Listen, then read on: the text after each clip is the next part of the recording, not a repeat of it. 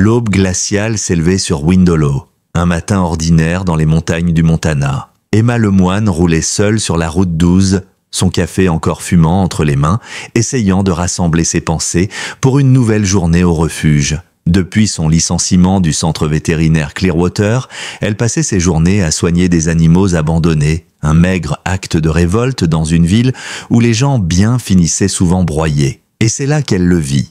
Un berger allemand planté au milieu de la route, la fourrure sombre maculée de sang, aboyant de toutes ses forces à chaque voiture qui passait. Emma s'arrêta. Le chien fonça vers elle, puis fit demi-tour, l'invitant à le suivre. Dans le fossé, une chienne gisait, couverte de blessures profondes.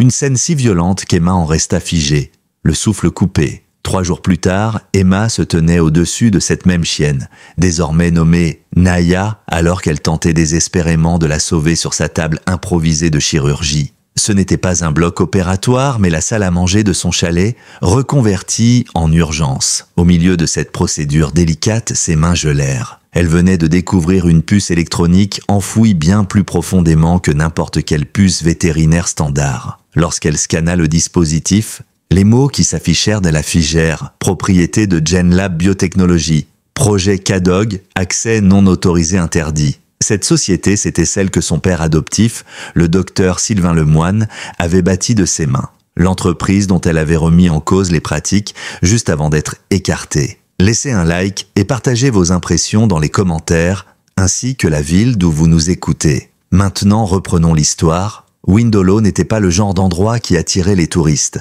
Perdu entre les chaînes de montagnes, avec ses 2 feux rouges, ses 3 églises et ses vieilles devantures, la ville survivait grâce à une seule chose. GenLab Biotechnology, un géant pharmaceutique dont les bâtiments ultramodernes dominaient la vallée. Ses façades de verre reflétaient la misère de la ville, comme un rappel silencieux de qui tirait réellement les ficelles. Emma n'avait jamais prévu de revenir vivre ici.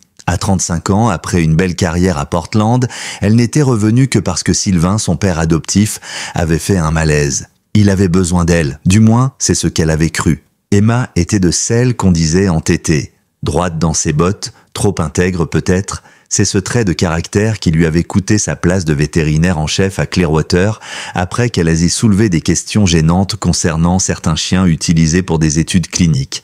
Et voilà que, dans sa chambre d'amis transformée en infirmerie, 2 bergers allemands occupaient désormais tout l'espace. Le mâle, qu'elle avait appelé Ghost, ne quittait jamais Naya. Il dormait près d'elle, veillait à chaque changement de pansement, refusait même de manger tant qu'elle n'était pas nourrie. Son regard, lorsqu'il fixait Emma, n'avait rien d'ordinaire.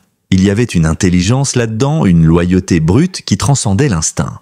Le lendemain matin de leur sauvetage, un homme avait frappé à la porte d'Emma, Jason Morel, un ancien infirmier militaire, barbe poivre et sel, geste mesuré. Il dirigeait un petit refuge pour animaux à l'extérieur de Windhollow. Il avait jeté un œil aux chiens et avait aussitôt secoué la tête. « Ceux-là ne viennent pas d'un éleveur du coin », avait-il dit. « Ils ont été dressés, préparés et utilisés. » La police, quant à elle, n'en avait pas grand-chose à faire. Le shérif Henry Davidson, vieil ami de Sylvain, s'était contenté d'un coup de fil poli, concluant que les chiens avaient sûrement fui une ferme. Mais Emma savait, les cicatrices n'étaient pas naturelles. Elles étaient précises, nettes, stratégiques. Et les tatouages? Ghost portait les lettres GL42 tatouées à l'intérieur de la cuisse. Emma connaissait ce marquage. Elle l'avait vu autrefois dans les locaux de GenLab. Le déclic s'était produit le 3e jour. Naya, toujours sous perfusion, était stable. C'est là qu'Emma avait repéré une autre anomalie, une excroissance sous la peau de son épaule. À l'aide du scanner prêté par Jason, elle avait détecté la puce. En la retirant, elle comprit qu'elle tenait entre ses doigts bien plus qu'un simple dispositif d'identification. C'était une preuve que GenLab possédait ses chiens. Une preuve que son propre père mentait, car officiellement, aucun animal n'était censé être gardé sur site. Officieusement, 2 créatures et blessées à mort étaient entre ses mains, avec des implants propriétaires sous la peau. Quelques heures plus tard, Jason était de retour. Il tenait une boîte remplie de médicaments et de bandages offerts par son réseau. Quand Emma lui montra la puce, son visage se durcit. « J'en ai vu une comme ça ?» L'été dernier, une femelle berger allemand effondrée près de la rivière de la Croix. Même race, même cicatrice. Elle avait un cancer, gros comme un melon. Trop tard pour la sauver. Il montra une photo sur son téléphone. Le tatouage GL32 39 sur la cuisse d'un autre chien noir. Puis, il ajouta d'un ton grave, 3 semaines après, quelqu'un a cambriolé mon refuge. Rien volé, sauf mon appareil photo et mon ordinateur. Le message était clair. Emma sentit un frisson la traverser malgré le feu, dans la cheminée. Quelque chose de bien plus sombre se tramait à Windolo, et tout semblait ramener à GenLab. Son père, son ancien employeur, le seul homme à qui elle avait fait confiance après la mort de ses parents. Que cachait-il? Pourquoi ces chiens? Pourquoi eux?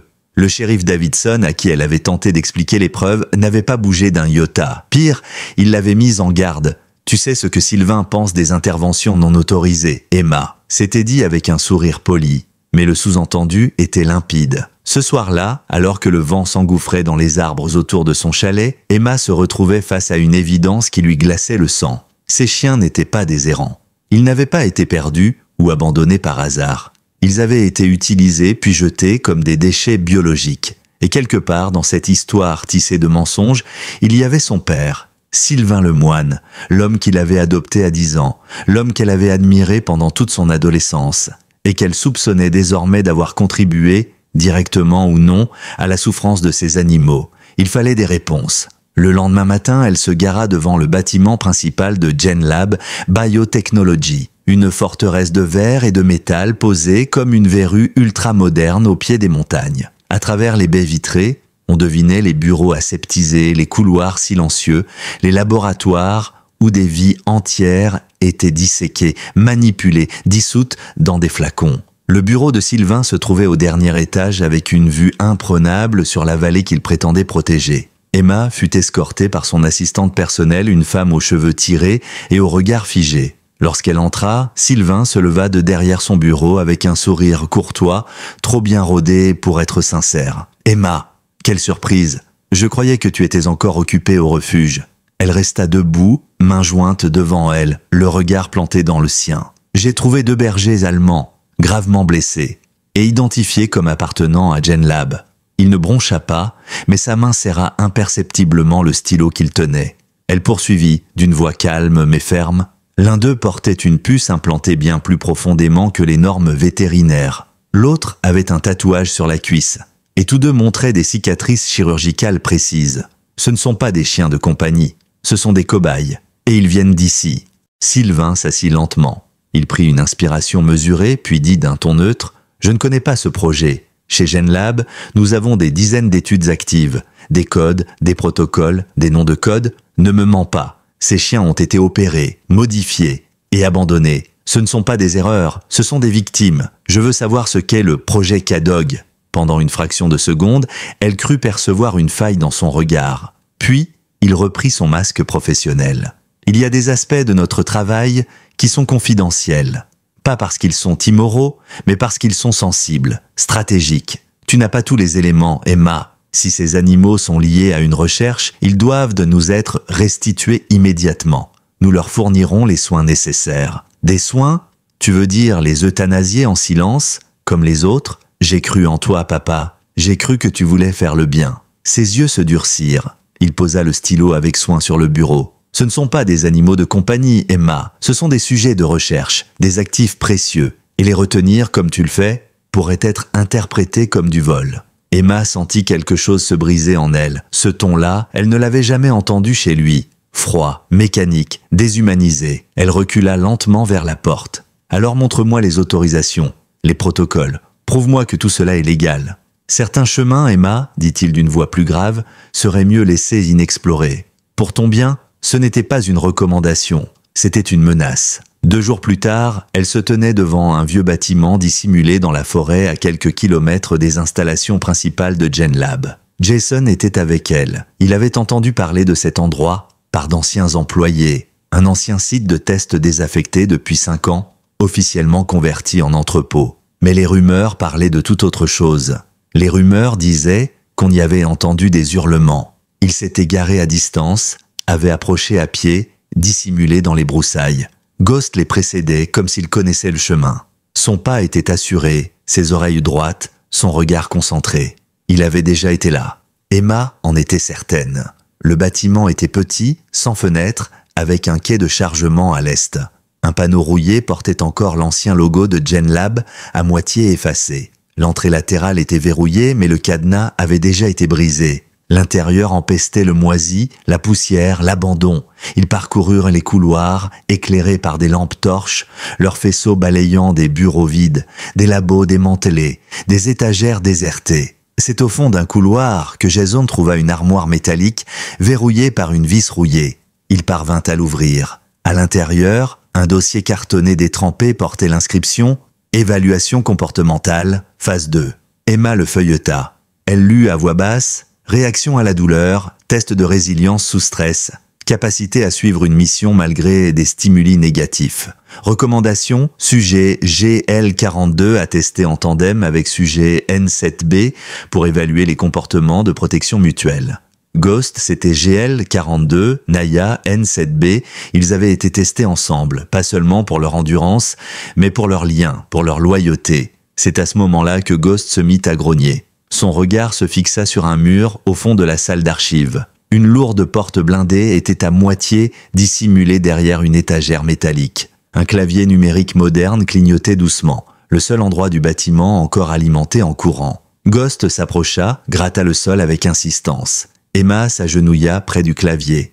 Elle observe les touches usées. Jason réfléchit un instant, et c'est 42 77 23. Les codes de leur tatouage combinés. Elle entra les chiffres. Le voyant passa au vert.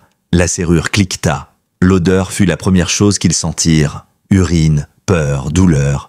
À l'intérieur, une rangée de chenilles alignées contre les murs, plongées dans l'obscurité. Les lampes torches révélèrent l'impensable. Des chiens. Tous des bergers allemands, certains accroupis au fond de leur cage, d'autres qui bondissaient contre les barreaux en aboyant, implorant, tous présentaient des cicatrices, des zones rasées, des pores chirurgicaux encore visibles. Emma les compta, 12 chiens oubliés ici, affamés, malades, terrifiés, mais vivants. Ghost fonça au fond de la pièce. Là, dans le dernier chenil, un berger allemand noir gisait à peine conscient. Sa respiration était faible, sa silhouette émaciée. Son tuyau d'alimentation avait été débranché. Jason murmura « Ils les ont laissés pourrir ici », comme si leur souffrance ne comptait pas. Emma força les verrous, ouvrit les cages. Jason appela son réseau de bénévoles. Il leur faudrait des camions, des cages, des bras, des médicaments. Elle regarda Ghost, toujours penché au-dessus du chien noir, désormais baptisé Shadow. Il le léchait doucement, comme s'il refusait de le laisser partir. Ce soir-là, dans la lumière tremblante de son chalet, Emma se rendit à l'évidence. Ce qu'elle venait de découvrir dépassait tout ce qu'elle avait pu imaginer. Et ce n'était que le début. Le chalet d'Emma était devenu un hôpital de fortune. Les chiens rescapés avaient été répartis entre les bénévoles du réseau de Jason.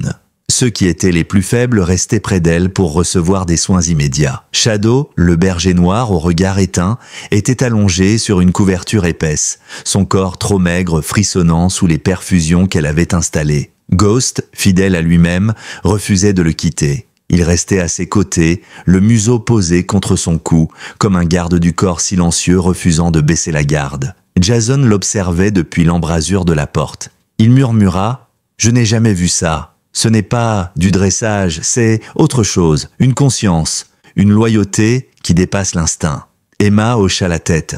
Elle ressentait la même chose. Ghost ne se contentait pas de réagir.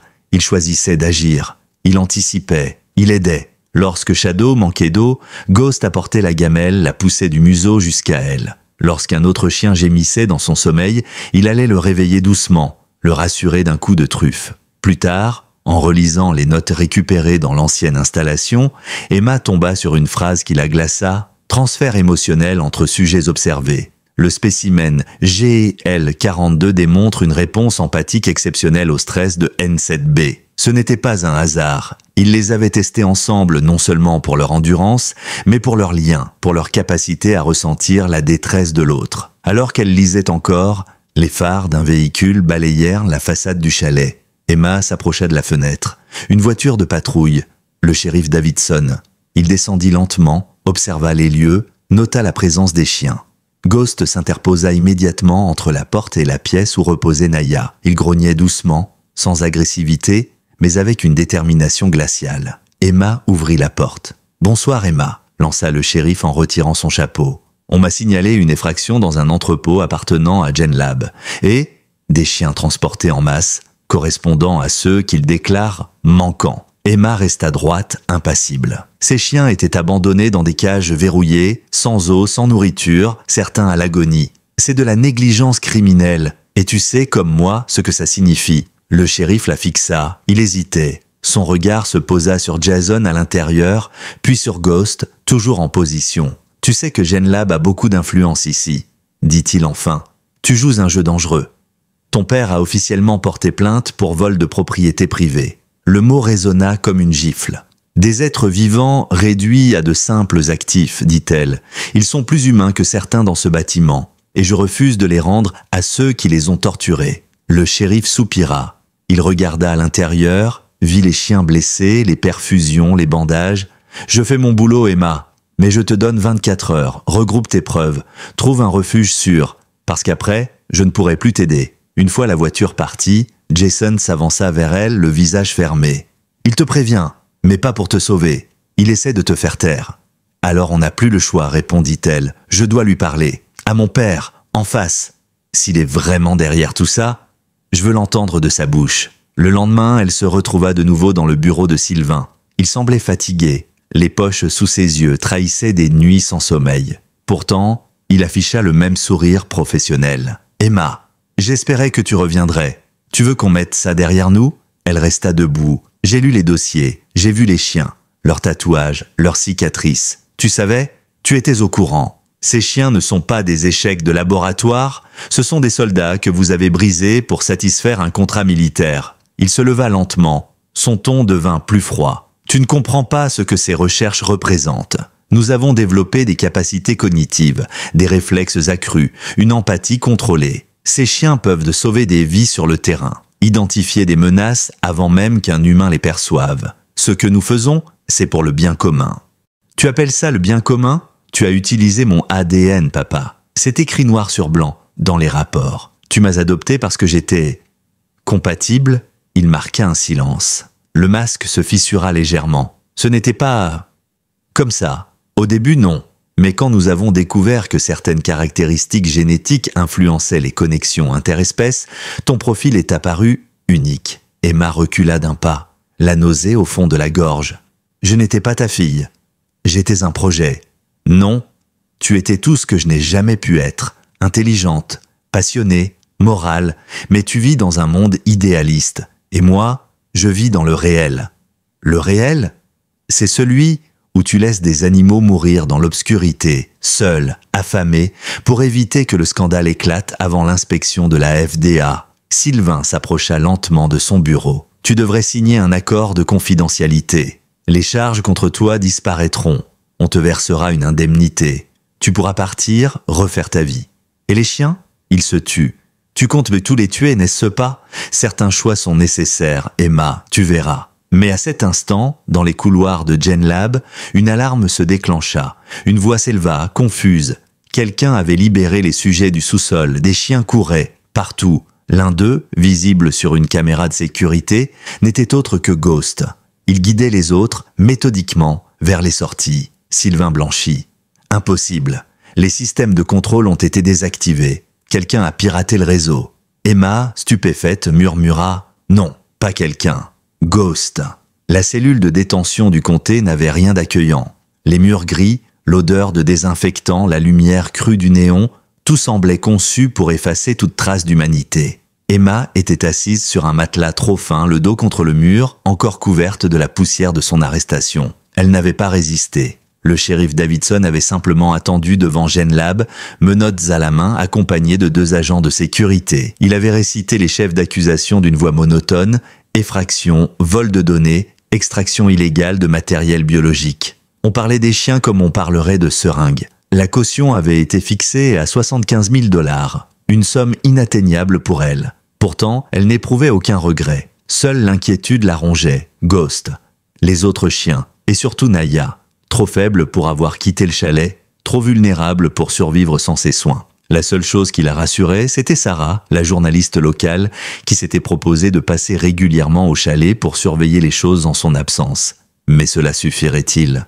Un bruit de clé résonna dans le couloir. Le gardien s'approcha. « Visite pour vous, docteur Lemoine. » Elle s'attendait à Jason, ou peut-être à Sarah. Mais lorsqu'elle vit Sylvain franchir le pas de la porte, parfaitement rasé, costume impeccable, elle sentit une vague glacée lui nouer l'estomac. Il salua le gardien d'un signe de tête qui s'éloigna après avoir annoncé « 15 minutes ». Ils se dévisagèrent, deux adversaires de sang, liés par des années d'illusions. « Tu n'as pas encore contacté d'avocat », dit Sylvain. « Ce n'est pas très malin. » Emma garda le silence. « Je suis venu te proposer une sortie honorable. Les charges tomberont, on oublie tout.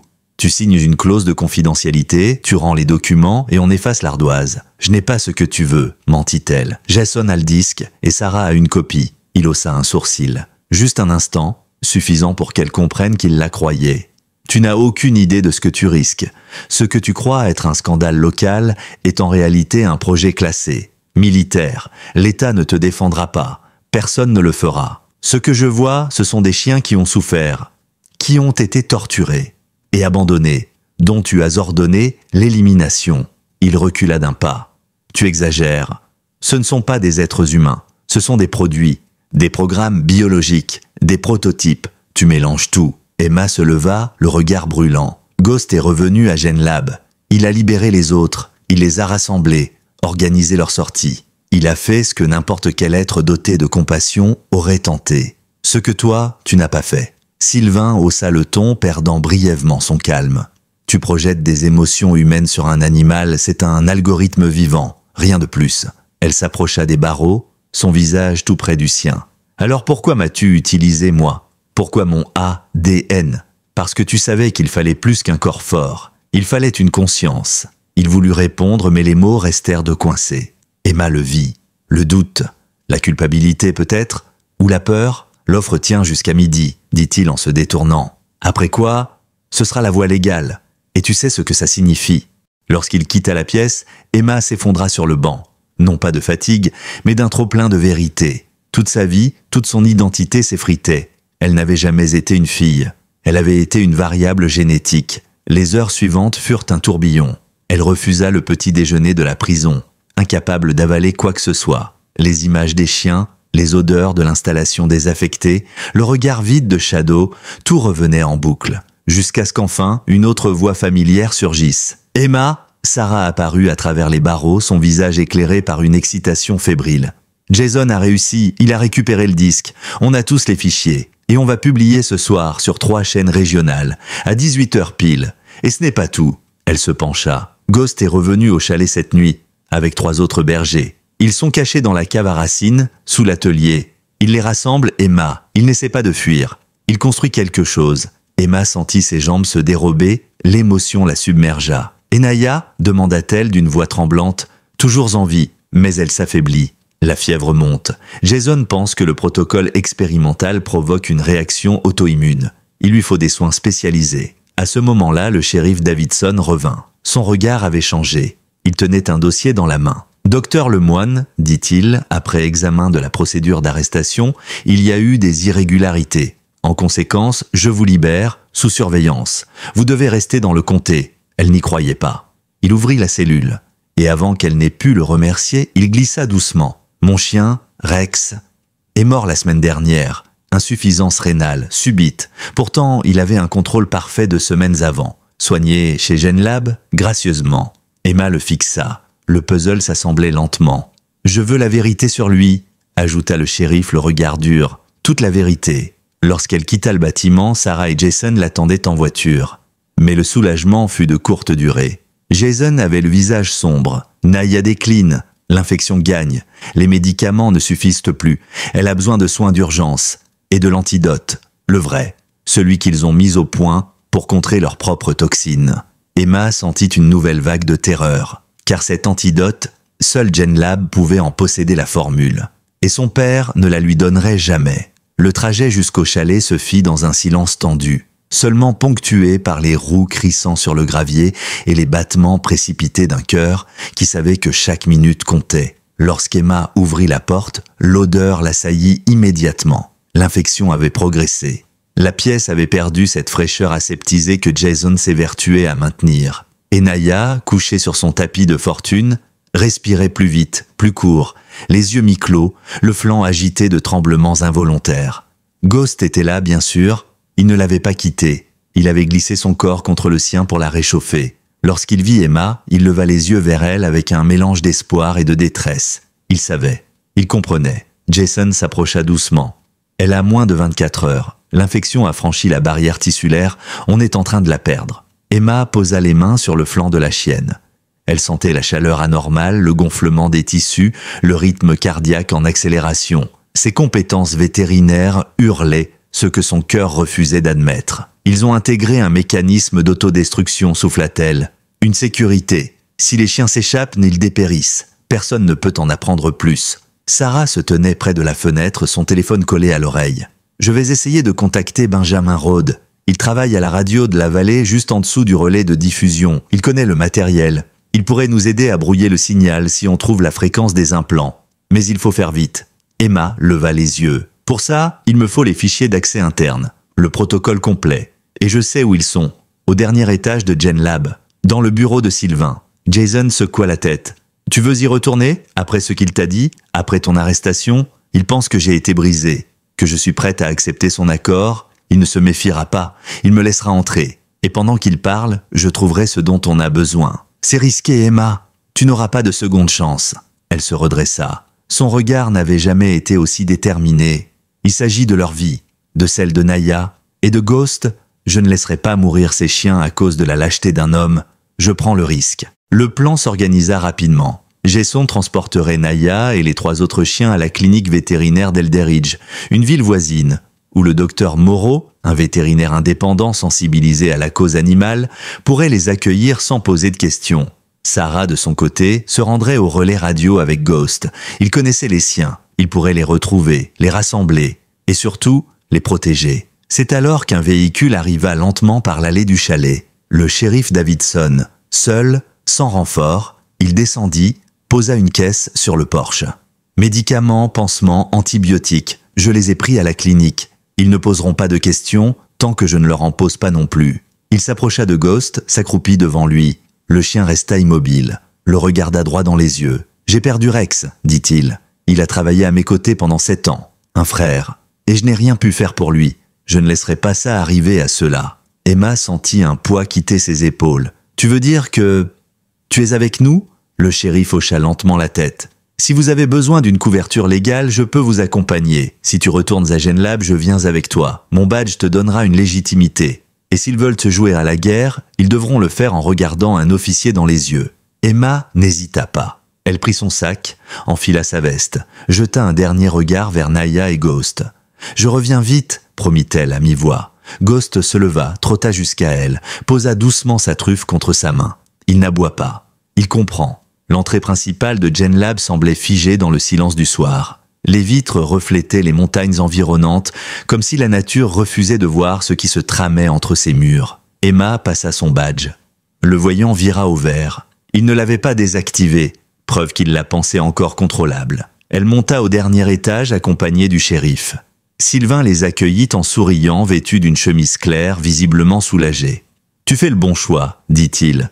Tu as toujours été intelligente. » Emma resta debout. « Je veux voir les documents, les traitements. Je veux la formule et la fréquence d'émission des implants. Si je dois coopérer, je dois comprendre. » Il hésita. Puis, sûr de sa position, il désigna l'écran de son ordinateur. Les fichiers étaient là, ouverts. Les protocoles s'affichaient les uns après les autres. Emma activa sa clé USB, copia tout rapidement. Elle prit une profonde inspiration. La toxine contenue dans les implants, quel est son déclencheur exact? Une fréquence spécifique, répondit Sylvain. Negi Saz Edvenketo Egez Nyolk Van Hat Sazad MHz. Le signal contient une authentification cryptée. Mais le brouillage suffit à l'empêcher d'agir. Et pour les chiens déjà atteints, il y a un antidote, un stabilisateur, rangée C, étage 3, chambre froide. Ça leur offre un répit de 48 heures. Après, il faudra une thérapie cellulaire. Emma saisit un carnet, griffonna la formule. Elle s'apprêtait à tourner les talons, mais une nouvelle alerte s'afficha sur l'écran de Sylvain. Il pâlit. « Qu'est-ce que... » Plusieurs intrusions au niveau du périmètre. Ce sont les chiens. Ils sont revenus. Le shérif s'approcha, lut l'écran. Ce n'est pas une attaque, c'est une manifestation. Ils reviennent réclamer ce qui leur a été volé. Sylvain se dirigea vers la fenêtre. Dans la pénombre, une vingtaine de silhouettes se dessinaient sur la pelouse. Des bergers allemands, alignés, silencieux, en tête de file, Ghost. droit, immobile, les yeux rivés au sommet du bâtiment. « Il était là pour elle », murmura Emma. « Et pour les autres ?» Un technicien fit irruption dans le bureau. « Monsieur, des journalistes y sont à la grille principale. Ils posent des questions sur des chiens de laboratoire, des abus, des installations non déclarées. » Le visage de Sylvain se décomposa. Pour la première fois, il sembla vraiment réalisé. « C'est fini », dit le shérif. Depuis le dernier étage de GenLab, Sylvain observait le groupe de bergers allemands massés devant le bâtiment comme s'il contemplait une anomalie, une erreur de programmation dans un monde qu'il croyait maîtrisé. Ghost se tenait immobile, son regard braqué sur les fenêtres du complexe. Il ne grognait pas, il ne montrait pas les dents, il attendait. Derrière lui, une vingtaine de chiens, certains visiblement blessés, d'autres à l'allure plus stable, tous unis, tous revenus au cœur du système qui les avait détruits, comme pour dire « Regarde ce que tu as fait de nous ». Le shérif Davidson se pencha sur l'écran. « Vous ne pourrez plus étouffer ça. Il y a des journalistes aux grilles, des caméras, des drones. La vérité est déjà en train de se répandre. » Sylvain se détourna, brusquement vieilli. Ses épaules affaissées trahissaient une fatigue que ni ses millions, ni ses formules chimiques ne pouvaient effacer. « Je n'ai jamais voulu que ça aille si loin, dit-il enfin. Au début, c'était différent. De l'entraînement, de l'adaptation cognitive. Mais les contrats militaires sont arrivés. Les exigences ont changé. Les délais aussi. » Emma s'approcha, le regard dur. « Et quand ils ont commencé à mourir, tu as menti. Tu as falsifié les rapports, tu as trahi leur confiance et la mienne. Tu as sacrifié l'éthique pour la performance. » Sylvain fixa sa fille comme s'il la découvrait pour la première fois. « Tu ne vois que la douleur, mais moi, je vois les chiffres, les pertes humaines que ces chiens auraient pu empêcher, les attaques anticipées, les missions sauvées. Il faut parfois choisir entre l'humanité et l'efficacité. Alors aujourd'hui, tu vas choisir l'humanité. Donne-moi l'antidote. Et appelle les laboratoires partenaires pour transmettre la formule complète à toutes les cliniques vétérinaires de la région. » Sylvain resta silencieux, puis il se tourna vers son écran, les doigts tremblants sur le clavier. Les fichiers apparurent un à un, les composants, les dosages, la fréquence de neutralisation des implants. Emma les copia sans un mot. Mais alors qu'elle s'apprêtait à partir, un garde fit irruption dans le bureau. « Monsieur, les systèmes de sécurité sont inopérants. Quelqu'un a neutralisé l'ensemble des serrures électroniques. Et un des chiens est à l'intérieur. Lequel ? Demanda Emma. Le garde hésita. Celui avec la balise GR42. Celui qui vous a attaqué en 2019, d'après les archives. Emma pâlit. Ce n'est pas possible. Ce chien est mort. C'est ce que vous aviez écrit dans le rapport. Le shérif plissa les yeux. Il est vivant, apparemment. Et il cherche quelque chose. Un deuxième garde montra une tablette avec les images de la caméra thermique. Un grand berger noir traversait les couloirs sans se cacher. Il évitait les pièces occupées, se dirigeait droit vers l'aile sud, là où se trouvaient les cages encore pleines. Emma comprit. Il est là pour les autres, pour les sortir. Elle fonça hors du bureau, suivie du shérif. Dans l'ascenseur, elle essuya ses paumes moites sur son pantalon. Jason lui avait dit « Ces chiens se comportent comme une unité. Ghost est leur point d'ancrage, il prend des décisions, il établit des priorités. » Quand ils arrivèrent à l'étage du sous-sol, les couloirs étaient vides. La lumière clignotait signe d'un réseau mis à genoux. Une à une, les portes des enclos étaient ouvertes. Certains chiens étaient déjà sortis. D'autres attendaient, encore hésitants. Et puis, elle le vit. Ghost. Debout, au milieu de la salle, face à un enclos fermé à double verrouillage. À l'intérieur, une jeune femelle au regard fiévreux. Il grattait doucement la porte comme pour dire « Tiens bon ».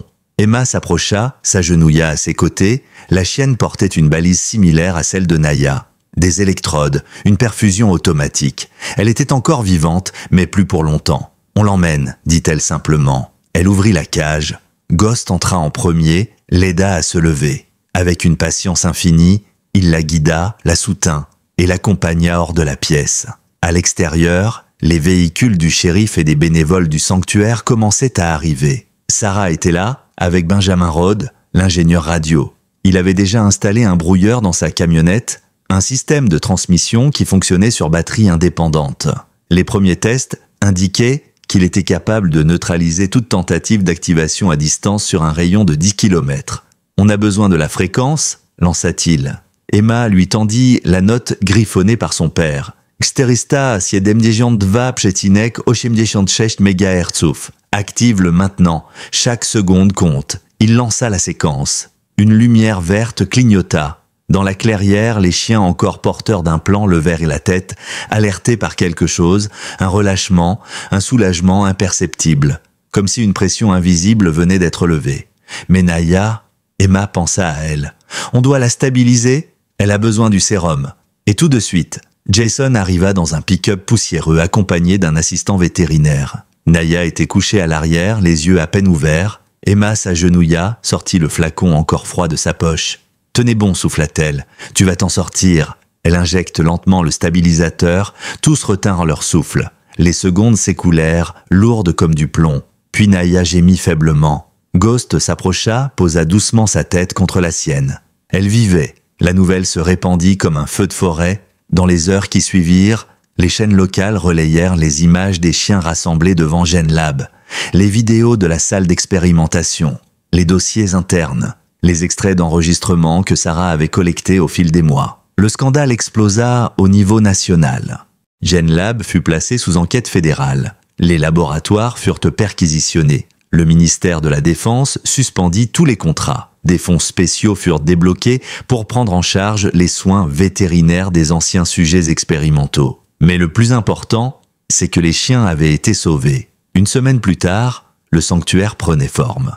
Officiellement baptisé « Refuge des Cimes », il avait été installé sur les hauteurs de la vallée, sur les terres d'un ancien ranch abandonné, racheté pour $1 symbolique par la mairie de Ravenhill, désireuse de tourner la page GenLab et de reconstruire une communauté autour de valeurs plus humaines. Là où autrefois paissaient des vaches destinées à l'abattoir, on trouvait désormais des enclos sécurisés, des zones d'ombre, des bassins de rééducation et surtout la paix. Une paix que ces chiens n'avaient jamais connue. Ghost et Naya en étaient devenus les symboles. Le premier passait ses journées à faire le tour du périmètre, saluant chaque nouvel arrivant d'un regard soutenu, presque bienveillant. La seconde, encore convalescente, se reposait à l'abri d'un petit chêne, veillée de près par Ghost, qui refusait de s'éloigner de plus de quelques mètres. Elle reprenait doucement des forces, reprenait goût à la lumière, au vent, à la terre. Emma vivait sur place désormais dans une petite cabane rénovée à l'écart des bâtiments principaux. Elle avait quitté son ancienne vie. Plus de blouse blanche, plus de comptes à rendre à des comités déconnectés. Elle soignait, nourrissait, écoutait. Et pour la première fois depuis des années, elle se sentait entière. Jason était devenu le coordinateur logistique du refuge. Il avait arrêté de fuir les responsabilités, arrêté de croire qu'il n'avait plus rien à offrir après sa carrière militaire. Il avait retrouvé une mission, une vraie. Celle de veiller sur ces êtres cabossés qui lui rappelaient parfois ses anciens compagnons de combat, ces chiens qui, comme lui, avaient vu trop de choses pour rester intacts, mais qui refusaient de baisser les yeux. Sarah, elle, continuait de documenter chaque étape de la reconstruction. Ses articles avaient fait la une de plusieurs médias nationaux, mais elle avait refusé toutes les offres. Elle ne voulait pas quitter Ravenhill. « C'est ici que les histoires commencent », avait-elle dit. Et puis, elle sentait qu'il restait encore bien des vérités à mettre en lumière. Le shérif Davidson passait chaque dimanche, toujours avec un sac de croquettes, parfois avec un vieux jouet de son chien Rex. Il restait assis un moment avec Ghost, en silence. Parfois, il parlait à voix haute, d'un souvenir, d'une patrouille nocturne, d'un moment de solitude où seule une truffe contre sa main avait fait la différence. Ghost écoutait. Il écoutait vraiment. Mais tout n'était pas réglé. Chaque soir, Emma recevait une lettre, manuscrite, signée de la main de Sylvain. Parfois, c'était clinique, des analyses, des observations, des hypothèses.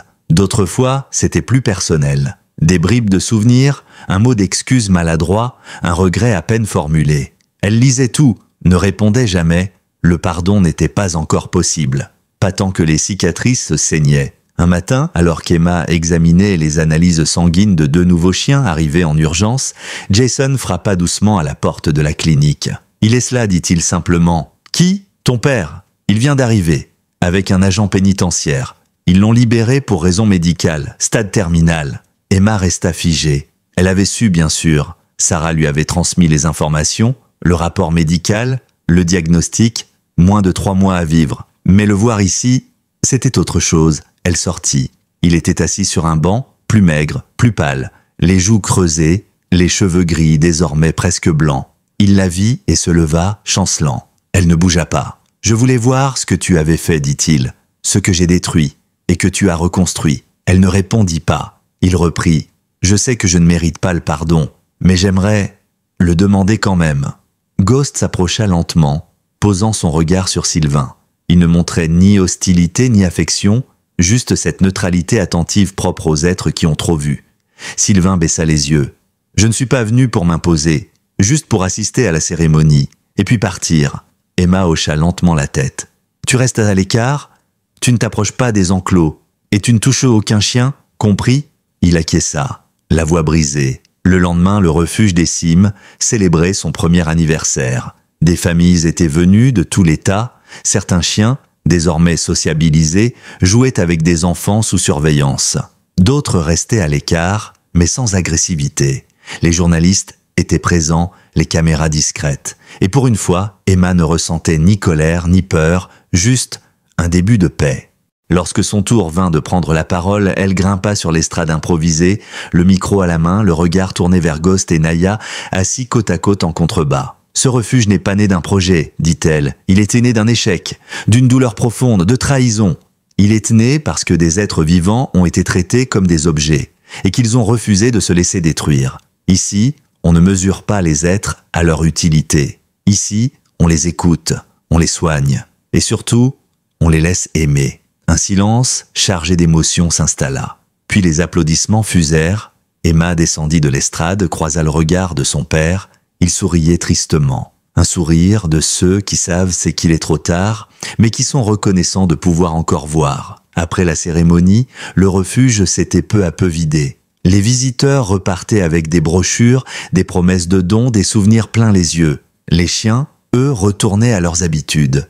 Certains dormaient dans l'herbe encore tiède du soir, d'autres trottinaient autour des clôtures, visiblement soulagés par le silence retrouvé. Le soleil descendait lentement derrière les collines, baignant la vallée dans une lumière dorée, presque irréelle. Emma marchait seule dans le sentier qui surplombait les enclos. Elle avait besoin de s'isoler un instant, de respirer sans avoir à répondre aux questions, sans devoir être la vétérinaire, la directrice, la figure médiatique. Elle était simplement Emma, une femme qui portait sur ses épaules le poids d'une vérité qu'elle n'avait pas choisie, mais qu'elle avait refusé d'ignorer. Ghost l'accompagnait, bien sûr, toujours à quelques pas, attentif, mais discret.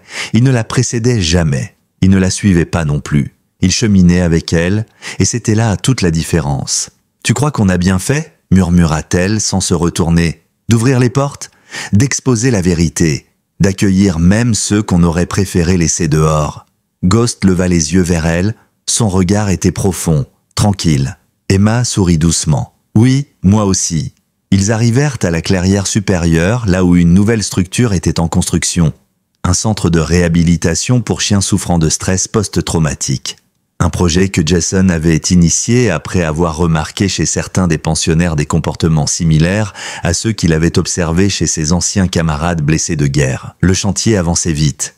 Les ouvriers locaux, souvent anciens employés de GenLab, travaillaient avec un acharnement muet, comme pour réparer ce à quoi ils avaient, de près ou de loin, contribué. Emma s'assit sur un banc, face à la vallée, elle regardait la lumière danser sur les toits du refuge. Puis elle entendit des pas. Lent, hésitant. Elle n'eut pas besoin de se retourner pour savoir. Sylvain s'approcha, les mains jointes devant lui, presque timidement. « Je voulais te remercier de m'avoir laissé venir. Je sais que je n'ai pas le droit de te demander quoi que ce soit, mais j'avais besoin de voir, de comprendre ce que tu avais bâti sans moi. » Emma resta silencieuse. Il poursuivit, la voix rauque. « Tu sais, quand je t'ai adopté, ce n'était pas pour une étude, pas au départ. Je venais de perdre ma sœur, et tu lui ressemblais, ton intelligence, ta façon de t'accrocher à ce que tu croyais juste. Ce n'est que plus tard, quand j'ai découvert ta compatibilité génétique, que j'ai commencé à glisser. Ce n'est pas une excuse, c'est juste la vérité. » Emma le fixa, il semblait plus petit qu'avant, comme si la maladie l'avait raboté de tout ce qui faisait de lui un homme puissant. « Et tu veux que je fasse quoi de cette vérité ? Que je te dise que ça efface ce que tu m'as fait, ce que tu leur as fait ?» Il hocha la tête, les yeux brillants. « Non, je veux juste que tu saches que j'ai honte et que je suis fier de toi, vraiment. » Elle se leva, elle aurait pu partir, tourner les talons, mais elle s'approcha, posa une main sur son épaule. « Tu as fait beaucoup de mal, mais aujourd'hui, tu choisis de le voir. Et ça, c'est un début. » Il détourna les yeux, incapable de soutenir son regard. Le lendemain matin, il était reparti, discret. Escorté par un infirmier de l'hospice de Missoula, il n'avait pas laissé de mots, juste une boîte. Emma la trouva sur le bureau de la clinique. À l'intérieur, une photo, elle, enfant, souriante, assise sur un banc avec un chiot noir entre les bras. Derrière, Sylvain, plus jeune, riant à pleines dents. Sur le cadre, une simple inscription gravée « Avant que tout déraille ». Emma referma la boîte. L'émotion la submergea, brutale, inattendue. Elle s'autorisa à pleurer. Pas pour lui, pas pour elle, mais pour tout ce qui aurait pu être. Les semaines passèrent, le refuge s'agrandit, on construisit de nouveaux enclos, plus vastes. Des bénévoles vinrent de tout le pays. Des vétérinaires, des éducateurs, des anciens combattants en reconversion. Le refuge des cimes devenait un symbole, une réponse concrète à l'indifférence. Sarah publia un livre, Chien de guerre, cœur de feu, un récit poignant de ce que ces bergers avaient traversé et de ceux qui les avaient sauvés. Le livre fit sensation, mais elle refusa les plateaux télé. Je ne veux pas qu'on vende leur souffrance, je veux qu'on soutienne leur avenir. Jason lança un programme éducatif pour les écoles, des visites guidées, des témoignages. Il racontait comment un chien avait plus de sens de l'honneur que certains hommes décorés. Les enfants écoutaient, fascinés, et beaucoup revenaient avec leurs parents, pour donner, pour adopter, pour comprendre. Ghost et Naya restaient les âmes du refuge, lui vigilant, elle douce et mystérieuse. Ils inspiraient confiance, silence et respect. On les appelait les anciens. Ceux qui savaient, ceux qu'on ne dérangeait jamais inutilement. Et Emma, chaque soir, avant de fermer le registre du jour, s'asseyait près d'eux. Elle leur parlait. De la journée, des projets, des doutes. Ils ne répondaient jamais, mais elle savait. Ils écoutaient. L'automne s'était installé sur Raven Hill avec une douceur inhabituelle. Les feuilles mordorées tapissaient les sentiers du refuge et l'air portait cette odeur particulière de bois humide et de promesses silencieuses. Emma adorait cette saison, le temps des bilans, le moment où les choses ralentissent, juste assez pour qu'on puisse enfin écouter ce que le silence a à dire. Elle s'arrêtait souvent au détour d'un enclos pour observer. Un chien qui remuait timidement la queue à la vue d'un soignant. Un autre qui osait, pour la première fois, poser sa tête contre une main tendue. Chaque progrès était un miracle. Et chaque rechute, une leçon d'humilité. Mais depuis quelque temps, Emma sentait un frisson, une tension sous-jacente. Comme un courant invisible qui traversait les lieux.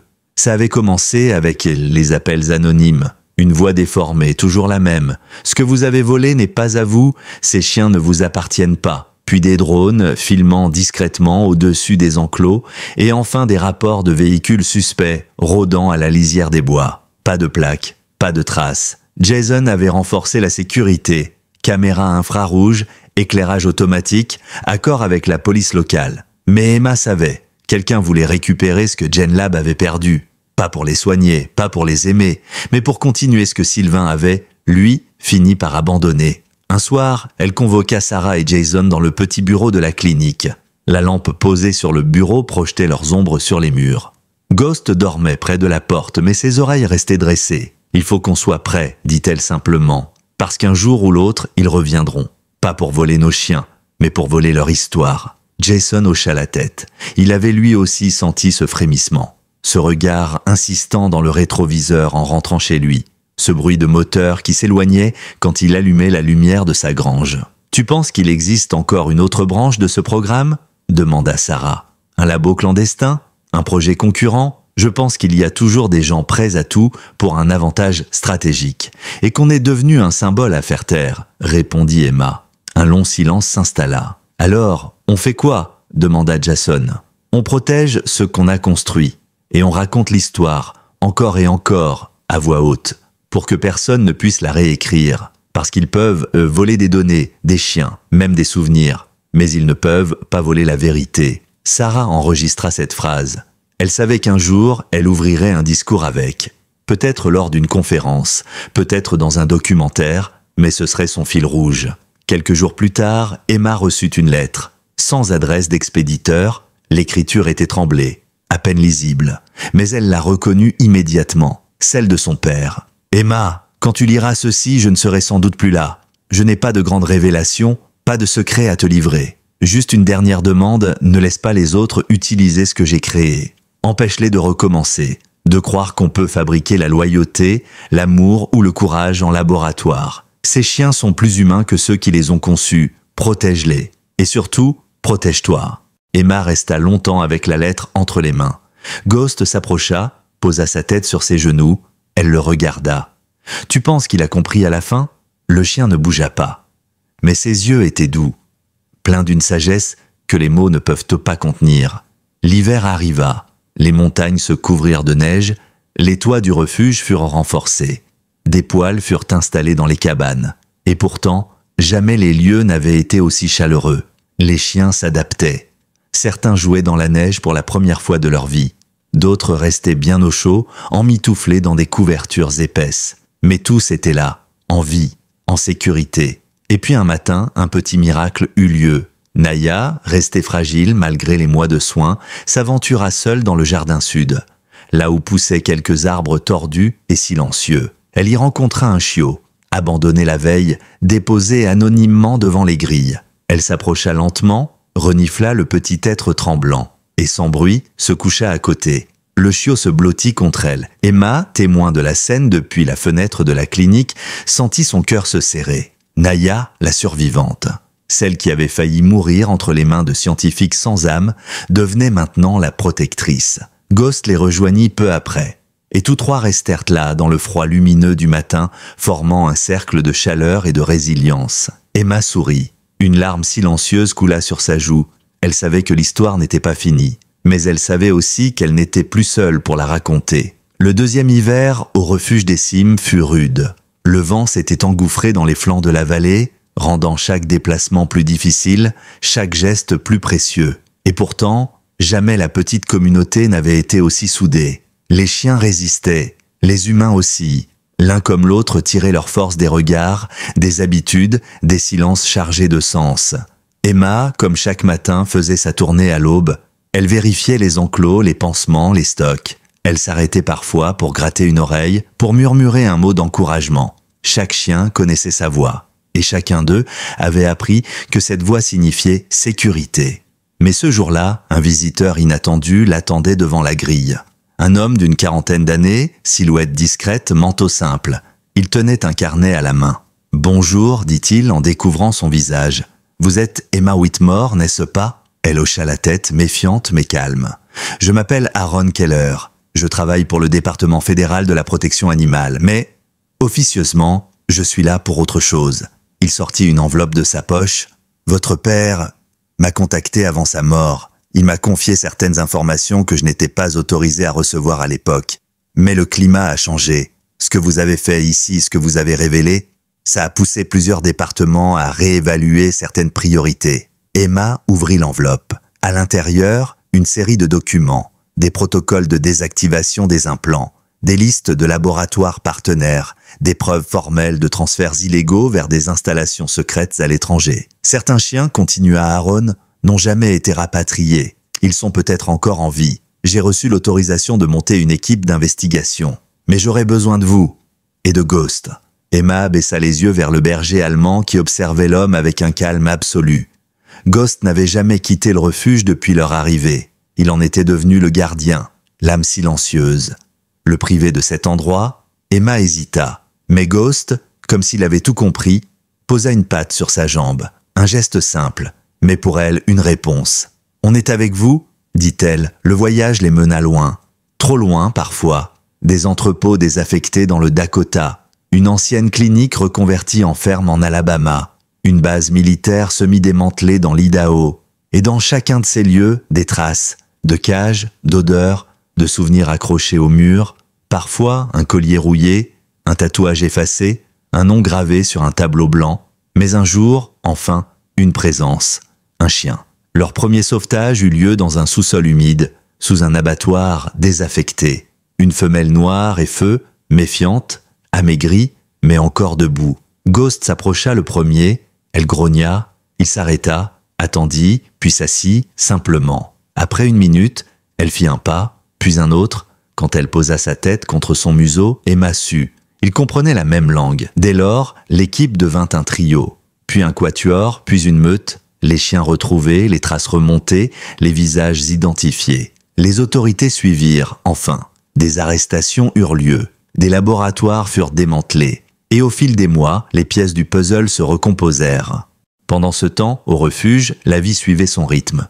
Jason assurait la coordination, Sarah publiait des mises à jour hebdomadaires qui devenaient virales sur les réseaux. Naya, toujours protectrice, avait pris sous son aile un jeune mâle hyperactif nommé Timber, sauvé d'un foyer violent. Leur duo était devenu légendaire parmi les visiteurs. Et Bella se battait toujours. Son système immunitaire restait fragile, instable, mais son moral, lui, ne vacillait jamais. Elle accueillait chaque matin avec la même énergie, la même envie de vivre. Son lien avec Ghost, malgré son absence temporaire, restait intact, comme s'ils se parlaient par le vent. Emma leur envoyait des messages audio, des sons, des voix, et Bella réagissait à chaque fois. Elle tournait la tête, dressait les oreilles, posait la patte sur l'écran du téléphone. Les soigneurs disaient en plaisantant qu'elle connaissait la voix d'Emma mieux que son propre nom. Et puis, après 5 mois, Ghost revint, avec 3 nouveaux chiens, marqués, mais debout. Et dès qu'il passa la grille, Bella accourut. Elle boitait encore un peu, mais elle courut. Il n'y eut pas de cris, pas de fête, juste une accolade silencieuse. 2 survivants, 2 âmes liées au-delà des blessures. Emma les regarda, le cœur serré. Jason lui glissa doucement. « Tu devrais écrire tout ça, tu sais ?» Elle sourit. « Je n'ai pas besoin, ils l'écrivent pour moi. Chaque jour. » Le printemps revint plus tôt que prévu cette année-là. La neige fondit rapidement, révélant les courbes familières du refuge, les sentiers bordés de pierres, les arbres redevenus vivants. On entendait à nouveau les oiseaux chanter tôt le matin. Les chiens le sentaient aussi. Ils couraient plus vite, aboyaient davantage, et certains, pour la première fois depuis des mois, jouaient comme des chiots, même ceux que l'on pensait à jamais enfermés dans leur passé. Au centre de ce renouveau, il y avait Bella. Elle allait mieux. Son pelage brillait à nouveau, son pas était plus assuré, sa queue battait l'air avec régularité, comme un métronome heureux.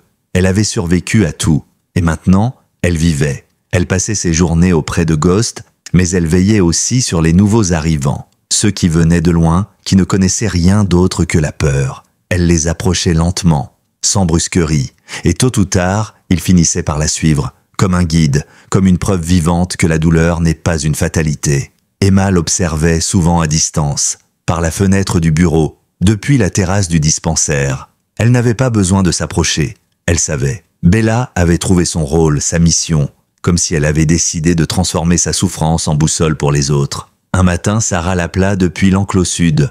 Un chiot venait d'arriver, trouvé dans une boîte en carton au bord d'un chemin forestier. Il tremblait, refusait de manger. Jason l'avait installé dans la petite salle de soins, au calme. Emma entra sans bruit. Ghost était déjà là, couché près de la caisse. Il avait glissé une patte à l'intérieur sans tenter de forcer le contact. Le chiot le fixait, méfiant mais fasciné. Emma s'accroupit, parla doucement, puis sans prévenir, le chiot rampa lentement hors de la caisse et alla se coller contre le ventre de Ghost. Ce dernier leva brièvement les yeux vers Emma comme pour lui dire « Un de plus, on continue ». Les mois passèrent. Les journaux ne parlaient plus du scandale GenLab.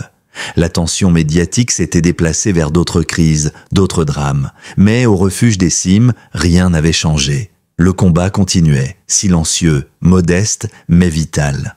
Emma recevait des lettres du monde entier. D'anciens soldats, de familles, de vétérinaires, tous bouleversés par l'histoire de Bella, de Ghost, de la meute. Beaucoup voulaient aider, donner, apprendre. Certains venaient en pèlerinage, d'autres adoptés. Le refuge était devenu un lieu de mémoire autant qu'un lieu de guérison. Et puis un jour, une visite inattendue. Une femme âgée, démarche fragile, regard droit. Elle portait un manteau bleu marine, un foulard autour du cou. Elle s'appelait Marguerite. Elle n'avait jamais eu de chien. Mais son fils, décédé en mission 20 ans plus tôt, avait travaillé dans une base militaire où étaient utilisés des bergers allemands. Elle avait toujours voulu comprendre ce qu'il avait vu, ce qu'il avait vécu. Alors elle était venue.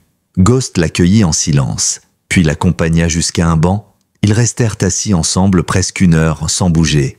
À la fin, Marguerite murmura « Je crois que mon fils aurait aimé cet endroit. » Et elle partit, le sourire aux lèvres, comme apaisée. À l'approche de l'été, Emma réunit l'équipe. Il est temps d'agrandir. Un silence, puis des sourires. Elle leur montra les plans. Un second site, à quelques kilomètres. Plus de place.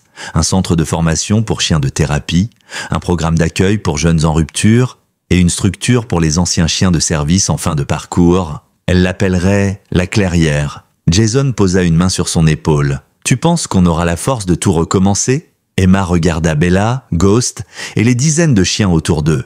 Ce n'est pas recommencer, c'est continuer, comme eux, un pas après l'autre. Le jour de l'inauguration de la clairière, une brise légère soufflait sur la vallée. Des enfants couraient parmi les herbes hautes, des anciens soldats s'échangeaient des histoires près du feu de camp. Et au centre de tout, Emma prit la parole. Il y a 2 ans, on a ouvert un refuge pour des chiens dont personne ne voulait. Des chiens qu'on avait brisés, rendus silencieux. Aujourd'hui, ces mêmes chiens ont redonné la parole à des centaines d'êtres humains. Ils nous ont appris ce qu'aucun manuel ne dit, que la loyauté, la résilience et l'amour ne peuvent donc pas se programmer. Ils se gagnent et se partagent.